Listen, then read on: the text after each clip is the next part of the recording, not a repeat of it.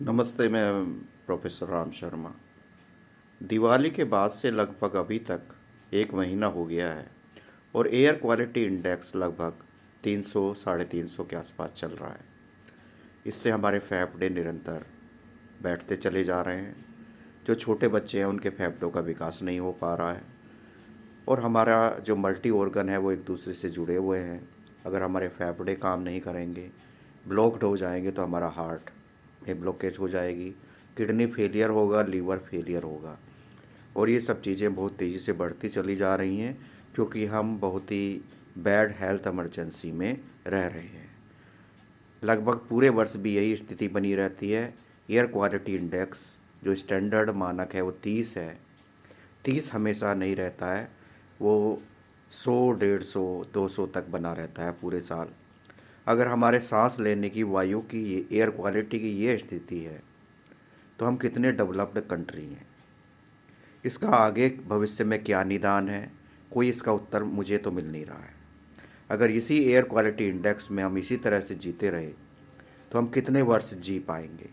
छोटे बच्चे जिनके फेफड़ों का विकास नहीं हो पाएगा वो कितने साल जी पाएंगे। भविष्य पुराण में लिखा हुआ है कि मनुष्य की आयु कलयुग में घटते घटते 13 साल रह जाएगी। हमारी आयु निरंतर घटती जा रही है। घर में दवाइयों का बोझ बढ़ता चला जा रहा है। हम दवाइयाँ खा खा कर जी रहे हैं। हॉस्पिटल में जा जाकर हम अच्छा महसूस कर रहे हैं। हम लोगों के लिए जागने का विषय है। इस समय पैसा कमाना महत्वपूर्ण नहीं है, इस समय अपना अस्तित्व बचाना महत्वपूर्ण है। मानव अपने अस्तित्व की लड़ाई निरंतर लड़ रहा है। हम जानने का प्रयास करें कितनी प्रजातियां जीव जंतुओं की नष्ट हो चुकी हैं और कितनी प्रजातियां जीव जंतुओं की नष्ट होने के कगार पर हैं। पृथ्वी का तापमान कितने तेज़ी से बढ़ता चला जा रहा है। जलीय जीव जंतु भी बहुत तेज़ी से नष्ट होते चले जा रहे हैं और हमने जो है कूड़े का पहाड़ हमारा निरंतर बढ़ता चला जा रहा है और हम कह रहे हैं कि हमने तो अपना विकास कर लिया है। ये विकास हमारा है या कुछ लोगों का है, जो कॉरपोरेशंस हैं जो हमें सामान बेच रहे हैं। ये हमारे लिए बहुत ही महत्वपूर्ण विषय है। अगर इसी स्थिति में हम चलते रहे कितने साल और जी पाएंगे। मुझे तो एक ये ऐसा जहाज़ दिख रहा है मानव प्रजाति का जो लगभग आधा डूब चुका है और आधा जो बचा हुआ है उसमें भी बहुत तेज़ी से पानी भरता चला जा रहा है। आज हम अपने आप को संतुष्ट कर रहे हैं अपनी कारों से, अपने पैसे से। ये काम नहीं आएगा। ये कोरोना में भी, कोविड के समय भी हमें पता चल गया था कि हमारा पैसा कितना हेल्पफुल रहा। हमारी गाड़ियाँ बंद हो गई थी, हमारे हाईवेज़ बंद हो गए थे, हाईवेज़ का कोई उपयोग नहीं था।